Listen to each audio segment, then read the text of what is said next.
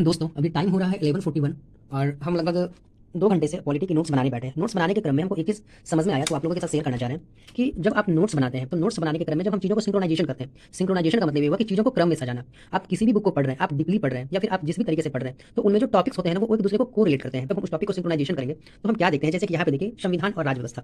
तो संविधान और राज व्यवस्था में कुछ महत्वपूर्ण टॉपिक्स हैं। क्या टॉपिक्स हैं? तो संविधान क्या है, राज व्यवस्था क्या है, संविधान और राज व्यवस्था में क्या अंतर है, संविधान के उद्देश्य क्या है, संविधान के कार्य क्या है, संविधान के प्रकार क्या है। मैंने सिंक्रोनाइजेशन किया है। सिंक्रोनाइजेशन करने के बाद चीजें ना एक कहानी के फॉर्म में आपको याद होती है। कहानी के फॉर्म का मतलब कि संविधान क्या है। सबसे पहले हम इस क्वेश्चन को यहाँ पे सॉल्व करेंगे, संविधान क्या है, इस क्वेश्चन के बारे में पढ़ेंगे। फिर सेकंड क्वेश्चन आता है कि राज व्यवस्था क्या है। तो राज व्यवस्था के लिए देखिए यहाँ है राज व्यवस्था क्या है। इसके बाद है थर्ड टॉपिक क्या है, संविधान और राज व्यवस्था में क्या अंतर है। थर्ड टॉपिक में देखिए हम लोग यहाँ के संविधान और राज व्यवस्था में क्या अंतर है। इसके बाद संविधान के क्या उद्देश्य है, संविधान के क्या कार्य है और संविधान के क्या प्रकार है, संविधान किस किस प्रकार के होते हैं। तो इस तरीके से जब आप और सबसे लास्ट में आपको बता दें, सबसे लास्ट में आपको अभ्यास प्रश्न करने हैं। आप जिस भी चैप्टर के क्वेश्चन को पढ़ रहे हैं, अगर आपके मन में भी कोई क्वेश्चन बन रहा है, आप कोशिश करिए कि टॉपिक से खुद क्वेश्चन ढूंढ करके निकालिए। क्योंकि क्वेश्चन जब आप ढूंढ करके निकालेंगे और उसको अपने अकॉर्डिंग अगर आप आंसर करने की कोशिश करेंगे तो एक बार में चीजें बेटर नहीं लगेगी, लेकिन धीरे धीरे जब आप 2 बार 3 बार 4 बार 5 बार उसका आंसर को लिखेंगे तो आपको लगेगा कहीं ना कहीं चीजें मिसिंग हो रही है, तो आप उस मिस्टेक को ठीक कर सकते हैं।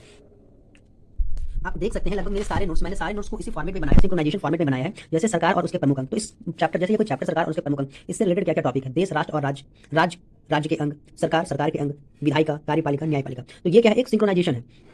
तो इस ऑर्डर में जब आप चीज़ों को पढ़ेंगे, इस ऑर्डर में जब आप नोट्स को प्रिपेयर करेंगे तो आपको चीज़ों को समझने में बहुत ज़्यादा डिफिकल्टीज नहीं होगा, बहुत ज़्यादा दिक्कत नहीं आएगी। तो आप इस तरीके से चीज़ों को बहुत आसानी से समझ सकते हैं। सेकंड जो आपको करना है, आपको प्रीलिम्स और मेंस, आपको दोनों की तैयारी कोशिश करना है कि एक साथ करें। प्रीलिम्स और मेंस में जो टॉपिक्स हैं, उस टॉपिक का सिलेबस मतलब उस सब्जेक्ट का सिलेबस आपको बहुत अच्छे से पता होना चाहिए। सिलेबस अगर आपको पता होगा तो आप चीज़ों को चेकआउट कर पाएंगे, उसको ठीक कर पाएंगे कि क्या हमको मेंस के लिए पढ़ना है, क्या हमको प्रीलिम्स के लिए पढ़ना है। जैसे कि देखिए यहाँ पे हम लिख रहे हैं यूपीएससी सीएससी मेंस, मतलब ये जो टॉपिक है ये मेंस के लिए है। अब सेम यहाँ पे देखिए शासन प्रणाली लोकतांत्रिक एवं गैर लोकतांत्रिक, तो यहाँ पे क्वेश्चन है ये यूपीएससी सीएससी प्रीलिम्स, तो यहाँ पे मैंने लिखा प्रीलिम्स मतलब ये जो टॉपिक है, ये जो बातें हैं ये प्रीलिम्स में काम आएगी। तो अगर आप इस तरीके से नोट्स बनाते हैं तो आपको समय की बहुत बचत होगी, आपके टाइम का बहुत बचत होगा। आप उस टाइम में क्या कर सकते हैं, उस टाइम को रिवीजन के लिए लगा सकते हैं। तो इस तरीके से नोट्स बनाना बहुत जरूरी है। इस तरीके से नोट्स बनाते चलेंगे तो फिर आपको क्या होगा, पढ़ने में बहुत आसानी होगी, पढ़ने में बहुत सुविधा मिलेगा और आपको जो चीजें हैं वो चीजें आपको एकदम सीक्वेंस में आपको याद होती चली जाएंगी। अगर हम मुख्य परीक्षा की बात करें तो यहाँ पे देखिए क्वेश्चन है मुख्य परीक्षा, इसमें ट्रिपल स्टार लगा रखते हैं कि भारतीय लोकतंत्र शासन प्रणाली की समानताओं तथा असमानताओं को अमेरिकी और ब्रिटिश शासन प्रणाली से तुलना कीजिए। ये क्वेश्चन मेंस है तो यहाँ पे हमने मेंस लिख रखा है, मुख्य परीक्षा लिख रखा है। तो आप इस तरीके से जहाँ पे प्रीलिम्स का लगे क्वेश्चन वहाँ पे प्री लिख लीजिए शॉर्ट में, जहाँ मेंस लगे वहाँ मेंस लिख लीजिए।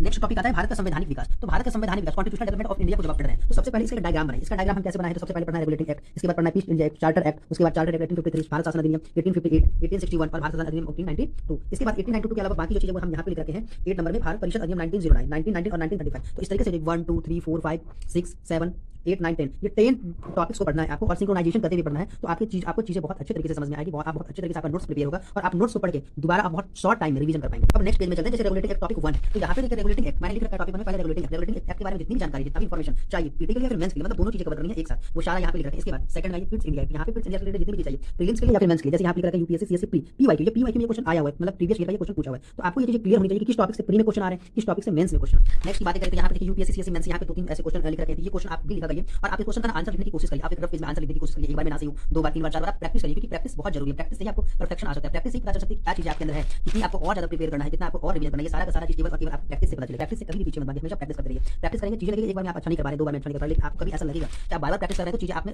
इंप्रूवमेंट आ रही है, आप चीजों को ठीक कर पा रहे हैं और बिल्कुल आप चीजों को ठीक कर पाते हैं। जब आप प्रैक्टिस करते हैं किसी भी चीज का तो आप चीजों में परफेक्शन आना शुरू कर देते हैं। सबसे अंतिम में बात करते हैं भारतीय संविधान की प्रस्तावना। ये सबसे अंतिम मेरा आज का नोट्स है, आज ये मैंने सारे नोट्स प्रिपेयर कर लिए हैं। तो यहाँ पे भी देखिए चीजों को एक भूमिका, सेकंड संविधान का स्रोत, थर्ड संविधान की प्रकृति, फोर्थ में संविधान के नैतिक उद्देश्य, फिफ्थ में संविधान की प्रस्तावना की प्रक्रिया, सिक्स्थ में निष्कर्ष। आप जब यूपीएससी मेंस का पेपर देंगे तो मेंस के पेपर में भी लिखने का यही सिंक्रोनाइजेशन होता है, यही तरीका होता है। इसी तरीके से आप 250 शब्द में या फिर 300 शब्द में आप चीजों को लिख पाएंगे। तो ये चीज आपको बहुत अच्छे से पता होना चाहिए। पहले हमको अगर इस टॉपिक से कोई क्वेश्चन आया है, क्वेश्चन हम आपको आगे डिस्कस करेंगे कि किस तरीके से क्वेश्चन पूछे जाते हैं। इस तरीके से कोई क्वेश्चन आया है तो पहले आपको भूमिका लिखना है, फिर आपको संविधान का स्रोत लिखना है, फिर संविधान की प्रकृति लिखना है, फिर संविधान के उद्देश्य नैतिक उद्देश्य क्या है वो लिखना है, फिर संविधान की प्रस्तावना की प्रकृति लिखना है, निष्कर्ष लिखना है। ये बहुत इंपॉर्टेंट होता है जो आप निष्कर्ष बता रहे हैं, निष्कर्ष लिखना बहुत जरूरी है। यहाँ पे यूपीएससी सीएससी मेंस जैसे ये टॉपिक और ये टॉपिक, ये तीनों ऐसे टॉपिक है जिससे मेंस में क्वेश्चन पूछे जाते हैं, जैसे दर्शन आत्मा और सातत्व। इन तीनों को दर्शन आत्मा और सातत्व कहा जाता है। किनकी सातत्व? दर्शन आत्मा और सातत्व। तो प्रस्तावना के दर्शन आत्मा और सातत्व, संविधान का दर्शन आत्मा और सातत्व कहा जाता है, प्रियम्बल को, संविधान की प्रस्तावना को।